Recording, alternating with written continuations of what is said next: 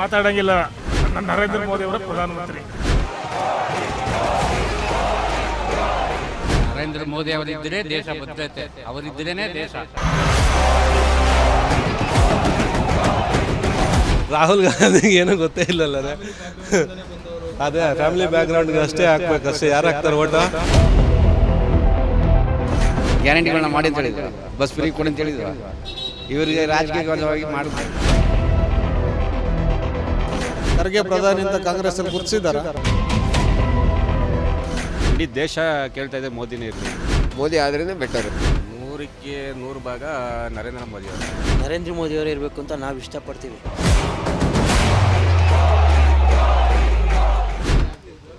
ನರೇಂದ್ರ ಮೋದಿಯವರೇ ಆಗೋದು, ಆಗಬೇಕು. ಇವತ್ತು 1-2 ಸರ್, ಈ ದೇಶದಲ್ಲಿ ಡಿಫೆನ್ಸ್ ಇರ್ಬೋದು, ನಾಗರಿಕರ ಮೂಲಭೂತ ಸೌಕರ್ಯಗಳಿರ್ಬೋದು, ಶಾಂತಿ ನೆಮ್ಮದಿ ಸಹಜವಾಗಿ ಮೂಡ್ತಾ ಬಂದಿದೆ.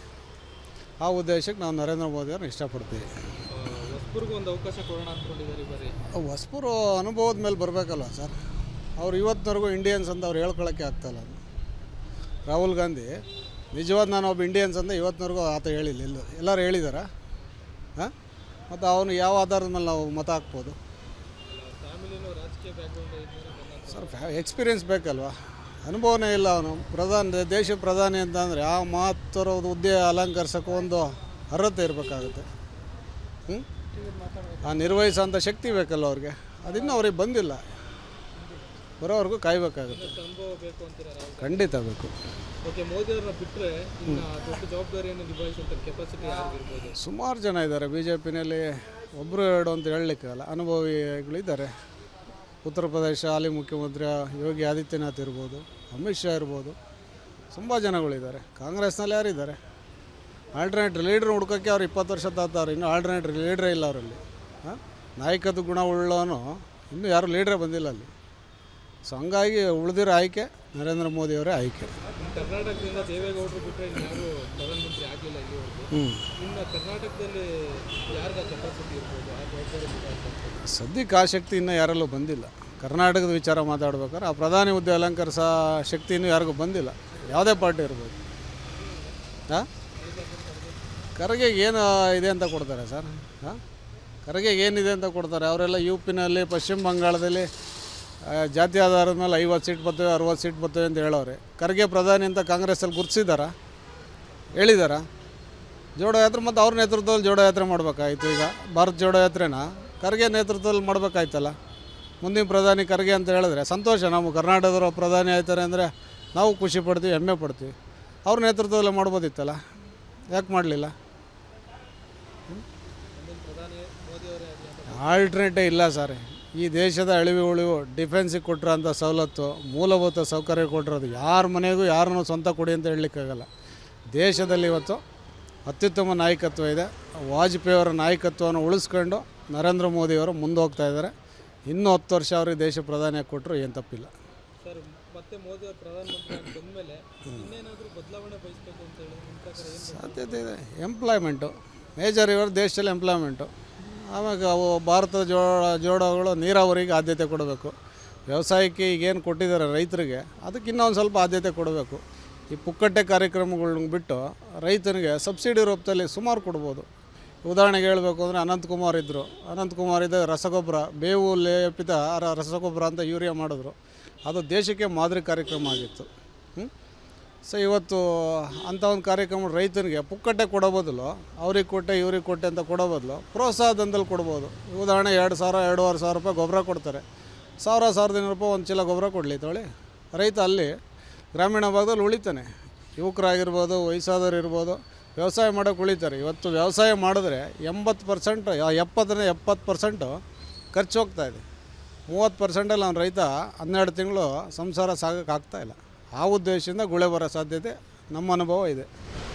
ನಮ್ಮ ರಾಜ್ಯದ ವಿಷಯಕ್ಕೆ ಬಂದರೆ ಕಾಂಗ್ರೆಸ್ ಸರ್ಕಾರ 5 ಗ್ಯಾರಂಟಿಗಳನ್ನ ಕೊಟ್ಟು ಬಹುಮತದಿಂದ ಅಧಿಕಾರಕ್ಕೆ ಬಂದಿತ್ತು. ಕೊಟ್ಟಿರೋ ಗ್ಯಾರಂಟಿಗಳನ್ನ ನಿಭಾಯಿಸ್ತಿದ್ದಾರೆ, ಬಡವರಿಗೆಲ್ಲ ಅನುಕೂಲ ಆಗ್ತಿದೆ. ಒಂದು ಕಡೆ ಸಾಲ ತತ್ತಾರೆ, ಕೊಡ್ತಾವ್ರೆ. ಅವ್ರು ಕಾರ್ಯಕ್ರಮ ತೆರಿಗೆ ರೂಪದಲ್ಲಿ ತಗೊಂಡು ನಾವು ಕೊಡ್ತಾಯಿದ್ದೀವಿ ಕಾರ್ಯಕ್ರಮ ಅಂದರೆ ತೊಂದರೆ ಇಲ್ಲ. ಎಲ್ಲರೂ ಹಿಂದಿನ ಸರ್ಕಾರ ಮಾಡುತ್ತಾರೇ ಇವರು ಸಾಲ ಮಾಡ್ಕೊಂಡು ಹೋಗ್ತಾರೆ. ಇವತ್ತು ಹತ್ತಿರ ನಮ್ಮ ಕರ್ನಾಟಕ ಪ್ರಜೆಗಳು 28-30 ಸಾವಿರ ರೂಪಾಯಿ ಹೊರೆ ಆಗಿದೆ. ಆಲ್ರೆಡಿ ಒಬ್ಬ ಮತದಾರನಿಗೆ 30,000 ರೂಪಾಯಿವರೆಗೆ ಹೊರೆ ಆಗ್ತಾಯಿದೆ.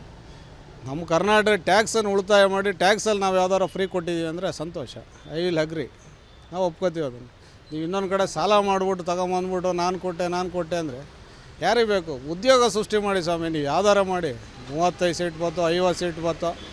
ನಾವು ಕ್ಷೇತ್ರದ ಪ್ರಿಯಾ ಕೃಷ್ಣಗೆ ಕಾಂಗ್ರೆಸ್ಗೆ ಓಟ್ ಹಾಕಿರೋದು, ಇಲ್ಲ ಅಂತ ನಾವು ಹೇಳ್ತಾ ಇಲ್ಲ. ಉದ್ಯೋಗ ಸೃಷ್ಟಿ ಮಾಡಿ.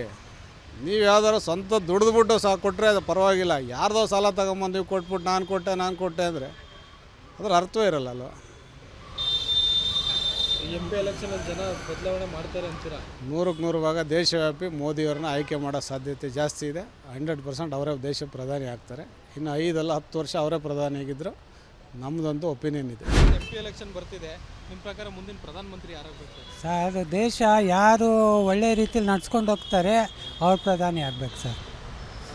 ಅಲ್ಲ, ಒಬ್ಬರಿಗೆ ಇಲ್ಲಿವರೆಗೂ ಯಾರು ಒಳ್ಳೆ ಕೆಲಸಗಳು ಮಾಡಿದ್ದಾರೆ ನರೇಂದ್ರ ಮೋದಿ? ಇವಾಗ 10 ವರ್ಷದಿಂದ ಅವರೇ ಬಂದಿದ್ದಾರೆ.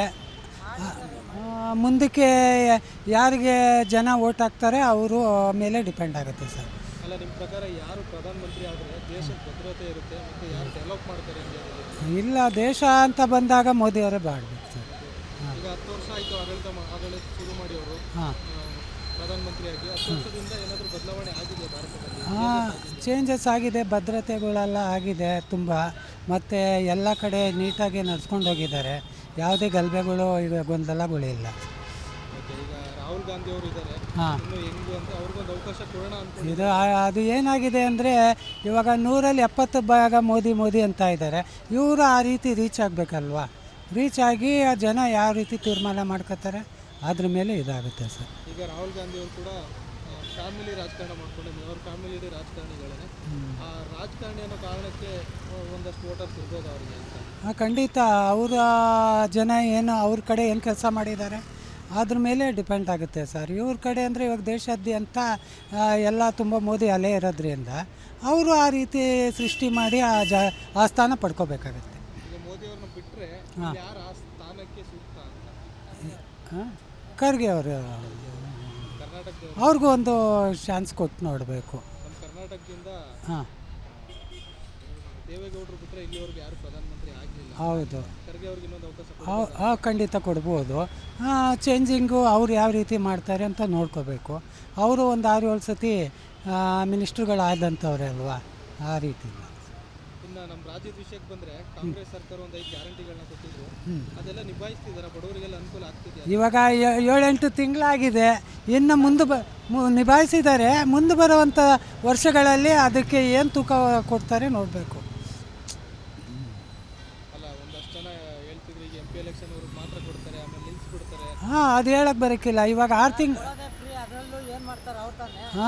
ಏನು ಮಾಡ್ತಾರೆ ಅನ್ನೋದು ಇವಾಗ ಒಂದು ಹಾಗಾಗಿ ನೋಡಬೇಕು ಮುಂದಿನ ದಿನಗಳಲ್ಲಿ ಅವರು ಯಾವ ರೀತಿ ಇದನ್ನು ಫಾಲೋ ಮಾಡ್ತಾರೆ. ಇದೇ ಲೈನಲ್ಲೇ ಇದ್ದರೆ ಪರವಾಗಿಲ್ಲ. ನಾಳೆ ದಿವಸ ಜನಗಳು ಹೇಳ್ದ ಥರ ಆಗ್ಬಿಟ್ರೆ ಕಷ್ಟ ಆಗ್ಬಿಡುತ್ತೆ. ನಿಮ್ಮ ಪ್ರಕಾರ ಮುಂದಿನ ಪ್ರಧಾನಮಂತ್ರಿ ಯಾರಾಗಬೇಕು? ನನ್ನ ಪ್ರಕಾರ ಮುಂದಿನ ಪ್ರಧಾನಿ ಕಾಂಗ್ರೆಸ್ಸಿಂದ ರಾಹುಲ್ ಗಾಂಧಿ ಆಗಬೇಕಂತ ಅನಿಸಿಕೆ ಐತಿ. ಯಾಕಂದರೆ ಈ ತುಂಬ ಭ್ರಷ್ಟಾಚಾರಗಳು ಅವು ಇವು ನಡೀತಿದೆ. ಓದೋ ವಿದ್ಯಾಭ್ಯಾಸಗಳಂತ ಉದ್ಯೋಗ ಕೊರತೆ ಹಾಗೂ ಆಹಾರದ ಕೊರತೆ, ಬಡತನದ ಕೊರತೆ, ತುಂಬ ಕೊರತೆಗಳಿವೆ.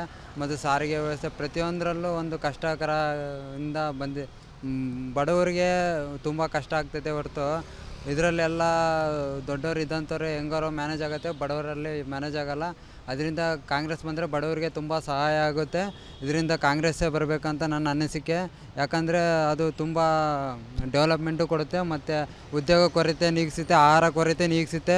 ಪ್ರತಿಯೊಂದರಲ್ಲೂ ಬಡವರಿಗೆ ಮಾತ್ರ ಸಹಾಯವಾಗುತ್ತದೆ ಮತ್ತು ಆಹಾರ ಧಾನ್ಯಗಳು ತುಂಬ ಹೆಚ್ಚಾಗುತ್ತದೆ. ಪ್ರತಿಯೊಂದರಲ್ಲೂ ಹೊಡೆತ ಮಡಿತ ಹೆಚ್ಚಳ ಹಾಗೂ ತುಂಬ ಬಡವರಿಗೆ ಸಹಾಯ ಆಗುತ್ತೆ ಅಂತ ನನ್ನ ಅನಿಸಿಕೆ. ಇದರಿಂದ ರಾಹುಲ್ ಗಾಂಧಿ ಪ್ರಧಾನಮಂತ್ರಿ ಆಗಬೇಕಂತ ನಾನು ಯೋಚನೆ ಮಾಡ್ತಿದ್ದೀನಿ. ಮತ್ತು ನನ್ನ ಅನಿಸಿಕೆನೇ ಅದೇ, ಕಾಂಗ್ರೆಸ್ಸಿಂದ ಬರಬೇಕಂತ. ರಾಹುಲ್ ಗಾಂಧಿ ಅವರು ಪ್ರಧಾನಮಂತ್ರಿ ಆದರೆ ಈ ಕಷ್ಟಗಳಿಗೆಲ್ಲ ಪರಿಹಾರ ಸಿಗುತ್ತೆ ಅಂತ ಅನ್ಸುತ್ತಾ? ನನಗೆ ಸಿಗುತ್ತೆ. ಬಡವರಿಗೆ ತುಂಬ ಸಹಾಯವಾಗುತ್ತೆ. ಅದರಲ್ಲಿ ಆಹಾರ ಕೊಡ್ತಾರೆ, ಇದು ಕೊಡ್ತಾರೆ. ಮೊನ್ನೆ ಸೆಂಟ್ರಲ್ ಗೌರ್ಮೆಂಟವರು ಕೂಡ ಅಕ್ಕಿ ಗೋಧಿ ದುಡ್ಡು ಕೊಡ್ತೀನಿ ಅಂದರೂ ಕೊಡಲಿಲ್ಲ ಅವರು. ಈ ಥರ ಆಗೈತೆ. ಅವರು ದುಡ್ಡೇ ಹಾಕಿದ್ರು, ಈಗ ಅವು ತುಂಬ ಸಹಾಯ ಆಗ್ತೈತಿ. ದುಡ್ಡು ಹಾಕಿದ್ರು ತಗೊಬೋದು ರೇಷನ್ನು, ಇದರಿಂದನೂ ತಗೊತಾ ಇದ್ದಾರೆ ಅಂತ. ಈಗ ಕರ್ನಾಟಕದಲ್ಲಿ 5 ಗ್ಯಾರಂಟಿಗಳು ಕೊಟ್ಟಿದ್ರು ಕಾಂಗ್ರೆಸ್ ಸರ್ಕಾರ. ಹಾಂ, ಇದೆಲ್ಲ ಬಡವ್ರಿಗೆ ಅನುಕೂಲ ಆಗ್ತಿದೆ? ಬಡವ್ರಿಗೆ ಅನುಕೂಲ ಆಗುತ್ತೆ, ಸ್ವಲ್ಪ ತೊಂದರೆ ಆಗುತ್ತೆ ಅಷ್ಟೇ. ಅವರು ಅಷ್ಟಾರು ಮಾಡಿದ್ದಾರೆ. ಶಕ್ತಿ ಯೋಜನೆಯಿಂದ ಸ್ವಲ್ಪ ತೊಂದರೆ ಆಗ್ತೈತೆ ಅಷ್ಟೇ. ಅದು ಬಿಟ್ಟರೆ ಬಸ್ಸಿಂದ ಇನ್ನೇನು ಹೆಚ್ಚುವರಿ ಬಸ್ ಬಿಟ್ಟರೆ ಅದು ಚೆನ್ನಾಗಿರುತ್ತೆ. ಸ್ಟೂಡೆಂಟ್ಗಳು ಸ್ವಲ್ಪ ಬೇಸರ ಆಗುತ್ತೆ ಅಷ್ಟೇ, ಹೆಚ್ಚುವರಿ ಆಗುತ್ತೆ ಹೊರತು ಬೇಸರ ಆಗುತ್ತೆ. ಆದರೆ ತುಂಬ ಅನುಕೂಲವಾಗಿದೆ, ತುಂಬ ಚೆನ್ನಾಗಿದೆ. ಅನುಕೂಲ ಅಂತೂ ಚೆನ್ನಾಗಿದೆ. ಅದರಲ್ಲೂ ಹೆಣ್ಮಕ್ಳಿಗೆ, ಲೇಡೀಸ್ಗಳಿಗೆ ಮತ್ತು ಅವರು ಮಾನಸಿಕ ಇದ್ದವರಿಗೆ ಚೆನ್ನಾಗಿದೆ. ಸ್ವಾದಿಷ್ಟತೆಯ ಸ್ವಾದ, ತಾಜಾತನದ ಆಹ್ಲಾದ, ಉತ್ತಮ ಆರೋಗ್ಯ ಮತ್ತು ಹೆಚ್ಚಿನ ರೋಗ ನಿರೋಧಕ ಶಕ್ತಿಯ ವೃದ್ಧಿಗೆ ಈಗ ನಿಮಗೆ ಸಿಗುತ್ತಿದೆ ಉತ್ತಮ ಗುಣಮಟ್ಟದ ಪೌಷ್ಟಿಕಾಂಶ.